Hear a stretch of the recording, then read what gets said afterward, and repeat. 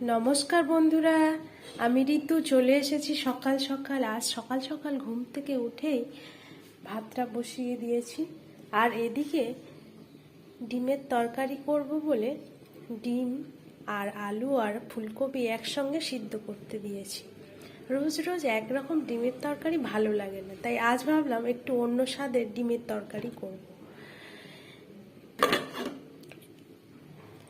এদিকে আমার ভাতটা ফুটে এসেছে, আমি গ্যাসের নখটা বন্ধ করে দেব। আমার ডিমগুলো সিদ্ধ হয়ে গেছে আর আলু ফুলকপিও হালকা হালকা সিদ্ধ হয়ে গেছে। এবার আমি স্ট্রেনারে করে এগুলোকে ছেঁকে নেব।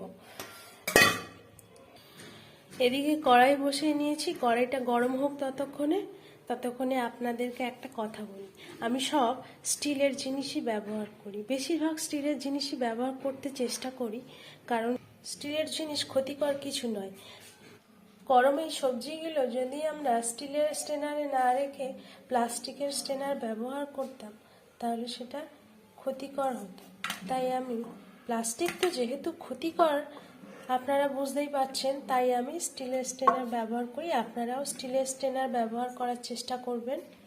দেখছেন, আপনাদের সঙ্গে গল্প জুড়ে দিয়েছি। এদিকে কড়াইটা গরম হয়ে গেছে, তাতে অল্প একটু সর্ষের তেল দিয়ে দিলাম আর অল্প অল্প করে প্রথমে ফুলকপিগুলোকে ভাজা ভাজা করে নেব।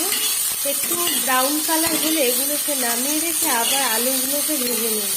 এগুলো সবই হালকা হালকা সিদ্ধ করা। এর উপরে আমি গরম মশলার গুঁড়ো দিয়ে দেব, অল্প করে দেব, বেশি দেব না। অল্প একটু হলুদ দিয়েছি, এবারে নেড়ে ছেড়ে নামিয়ে নেব। হলুদ বেশিক্ষণ পোড়াতে নেই, হলুদ বেশিক্ষণ পোড়ালে স্বাস্থ্যের পক্ষে ক্ষতিকর, তাই অল্প একটু নেড়ে ছেড়ে হলুদটা লাস্টের দিকে দিয়ে দিয়েছি। এবারে নামিয়ে নেব। এবার কড়াইতে সামান্য তেল দিয়েছি, আবার আলুগুলো ভেজে নেব। আলুগুলোর সঙ্গে অল্প কিছু ফুলকপি বেড়ে গেছে, তো যাই হোক এগুলোকে নিয়ে সব একসঙ্গে ভেজে নেব। এটাতেও সামান্য পরিমাণে গরম মশলার গুঁড়ো দিয়ে দেব। কিছুক্ষণ ভাজা হয়ে গেলে আবার আমি এটাতে হলুদ গুঁড়ো দেব। সবজি সিদ্ধ করে রাখলে রান্নাটার টেস্টটা একটু ভালো লাগে, তবে হালকা সিদ্ধ করতে হয়, বেশি সিদ্ধ করলে আবার ভেঙে একদম গুঁড়িয়ে যায়। তাই আমি একটু রান্না করার আগে হালকা সিদ্ধ করে নিই, ভাজলে এই তরকারিটা খেতে খুব সুন্দর লাগে। এই আলু কানাগুলো ভেঙে যায় তরকারির মধ্যে, তাহলে টেস্ট বাড়ে। আর যদি এইগুলোকে গোটা গোটা রান্না করে তারপর জল দিয়ে সিদ্ধ করি তাহলে সেই তরকারিটা আমার অতটা ভালো লাগে না। আপনারাও টেস্ট করে দেখবেন এইভাবে রান্না করে, যে আলু আগে থেকে সিদ্ধ করলে বা সবজি আগে থেকে সিদ্ধ করলে কেমন লাগে, আর গোটা সবজি রান্না করে তারপর লাস্টে জল দিয়ে সিদ্ধ করলে কেমন লাগে। অবশ্যই আমাকে কমেন্ট বক্সে জানাবেন কেমন লাগলো। এবার অল্প একটু হলুদ গুঁড়ো দিয়ে নেড়ে ছেড়ে এটাকে একটু 2-3 সেকেন্ড ভেজে আবার এটাকে নামিয়ে রাখবো। আবারও বলছি, হলুদ দিয়ে বেশি পোড়াতে নেই, তাহলে আমাদের শরীরে ক্যান্সারের সেল বেড়ে যাওয়ার প্রবণতা বাড়ে। এক ডাক্তারের মুখে শোনা ক্যান্সারের সেল তৈরি হতেও সাহায্য করে। এদিকে ডিমগুলোকে আমি এইভাবে কেটে নিয়েছি। এবার এগুলোর মধ্যে দিয়ে দেব একে একে অল্প পরিমাণের লবণ, অল্প পরিমাণের শুকনো লঙ্কার গুঁড়ো আর অল্প পরিমাণের হলুদের গুঁড়ো। সামান্য পরিমাণে তেল দেব।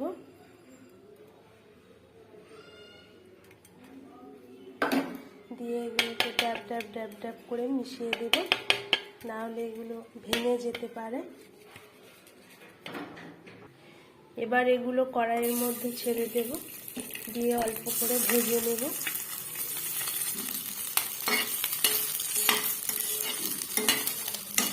এক পিঠ হয়ে গেলে আরেকটা পিঠও ভালো করে ভেজে নিতে হবে।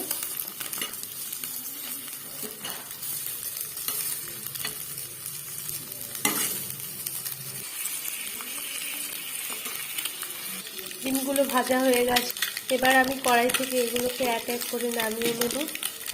কড়াইতে 2 চামচ মতো তেল নিয়েছি, এবার গোটা গরম মশলাগুলোকে ফোড়নে দেব, তারপর একে রসুন বাটা দিয়ে একটু নেড়ে ছেড়ে দেবো, একে একে সব দিয়ে দেবো। এরপর আদা বাটা, লঙ্কা কুচানো, এগুলো দিলে প্রথম খুব ঠিকদাতে থাকে, তাই অল্প একটু লবণ দিয়ে নেব, লবণ দিলে আর ঠিকরায় না। পেঁয়াজ কুচানোগুলো এইবার দিয়ে দেব। পেঁয়াজগুলো লাল লাল করে ভেজে নিয়ে এর মধ্যে অল্প একটু টমেটো সস, বা কেউ যদি মনে করেন টমেটো সস দেবেন না তাহলে টমেটো দিয়ে দিতে পারেন। টমেটোগুলো দিয়ে এইভাবে নেড়ে নেড়ে সুন্দর করে ভেজে নিতে হবে। একে একে লবণ দেব, এবার একটু অল্প করে হলুদ দিয়ে দেব, অল্প একটু লাল লঙ্কার গুঁড়ো দেব। লাল লঙ্কার গুঁড়োটা আমি বেশি দিই না, তবে একটু রং হওয়ার জন্য দিতে হয়।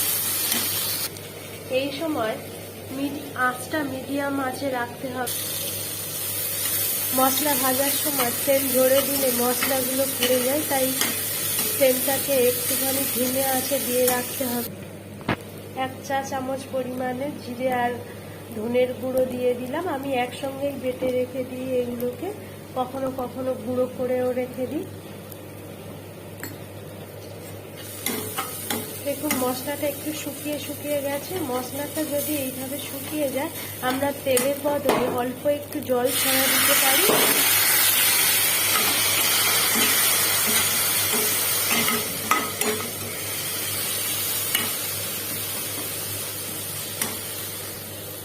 এবার মশলাটা একটু গ্রেভি গ্রেভি তৈরি হয়েছে। এবার দেখুন মশলা থেকে একটু একটু তেল ছাড়তে আরম্ভ করেছে। এই সময় আমি 1 বাটি পরিমাণে দুধ দিয়ে দেব। এদিকে ভাতটাকে অনেকক্ষণ বন্ধ করে রেখেছিলাম, এইবার আঁচটাকে জেলে দেব। আবার কিছুক্ষণ পরে ফুটে উঠলে এটাকে দেখে ফ্যান ঝেড়ে নেব।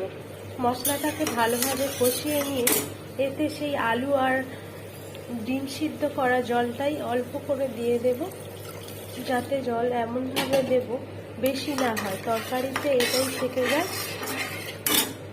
এইবার গ্যাসের ফ্লেমটা একটু হাই করে দেব। এটাকে ঢেকে রেখেছি, ফুটে উঠলে তারপরে আমি আলু আর ফুলকপিগুলো দিয়ে দেব এটার মধ্যে। ততক্ষণ এটা ফুটুক, ওদিকে যাই আমার মেয়ে কি করছে দেখ। এদিকে মেয়ে তো ঘুমিয়ে একদম বিভোর। কইরে উঠ যা, ওঠ, স্কুলে যাবি না? ওঠ ওঠ ওঠ, উঠে পড়। কি হলো? উঠে পড়, উঠে পড়ো, ওঠো ওঠো ওঠো ওঠো ওঠো ওঠো, উঠে পড়ো, উঠে পড়ো। এদিকে তাকাও। ঘুম থেকে ওঠা একটুখানি চুপচাপ থাকতে হয়, আমি তো উঠবো না। কি বলছো আরেকবার বলো। ঘুম থেকে ওঠা আমি একটুখানি চুপচাপ থাকবো, এরকম করো না, আমি এক্ষুনি উঠবো। ওকে জাগিয়ে দিয়ে এসেছি, এবার উঠে যাবে। ততক্ষণে আমি দেখে নিই তরকারি থেকে কেমন সুন্দর সেন্ট বেরিয়েছে। বাহ! এবার আমি এটার মধ্যে ফুলকপি আলু দিয়ে দেব।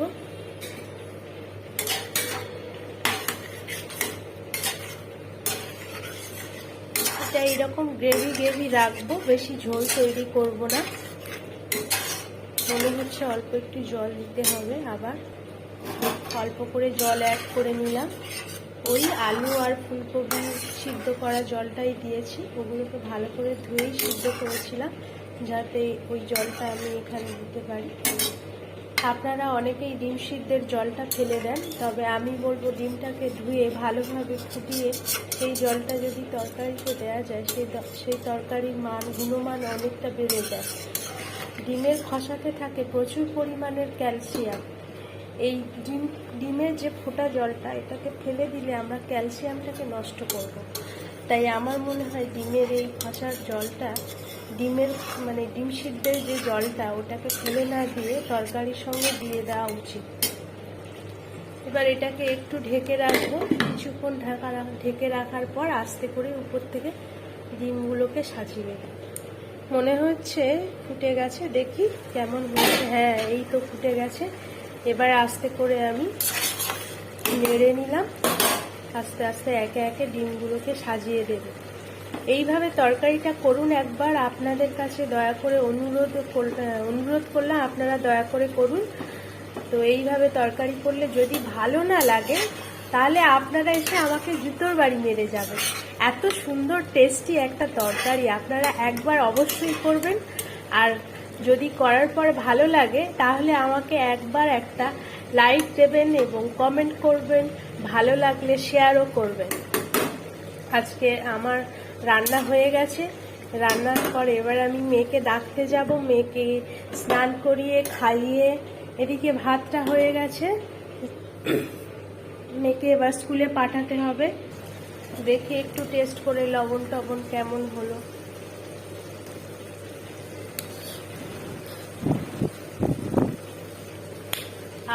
কি সুন্দর হয়েছে। আমি বলছি এইভাবে দুধ দিয়ে একবার তৈরি করে দেখুন, যদি না ভালো লাগে আমাকে বলবেন। আমি তখন মজা করে বললাম জুতোর বাড়ি মেরে যাবেন, কিন্তু আপনারা তো আর আমাকে পাচ্ছেন না। তো অবশ্যই এটাকে তৈরি করে দেখুন এইভাবে মাখা মাখা, খেতে যদি ভালো না লাগে আমাকে বলবেন। এবার আমি গ্যাসের ফ্লেমটাকে বন্ধ করে দেব। হ্যাঁ, একটা কথা বলতে আমি ভুলে গেছিলাম, এটাতে আমি যে দুধ দিয়ে করেছিলাম সেই দুধটা কিন্তু ফোটানো ছিল। আপনারাও ফুটিয়ে নেবেন, কাঁচা দুধে কেউই করবেন না, সেটা ছানা কেটে যেতে পারে। তাই দুধটাকে একটু ভালো করে ফুটিয়ে নেবেন।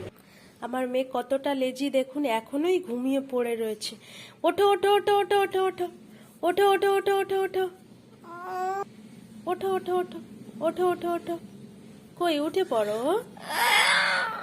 মর্নিং, আবার বলো দেখি কি বল। মর্নিং। চোখ খুললে না গুড মর্নিং? চোখ খুলে একটু সবাইকে গুড মর্নিং করে দাও, একটু টাটা করে দাও। টাটা। গুড মর্নিং বলো। Good morning, tata. টাটা তো সবার শেষে বলে, গুড মর্নিং বলো। Good morning everybody. Good morning everybody.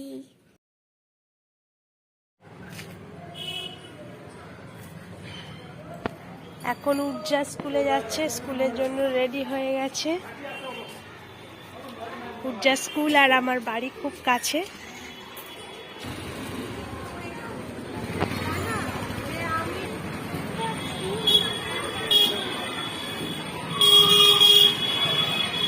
Tata করো, টাটা করো।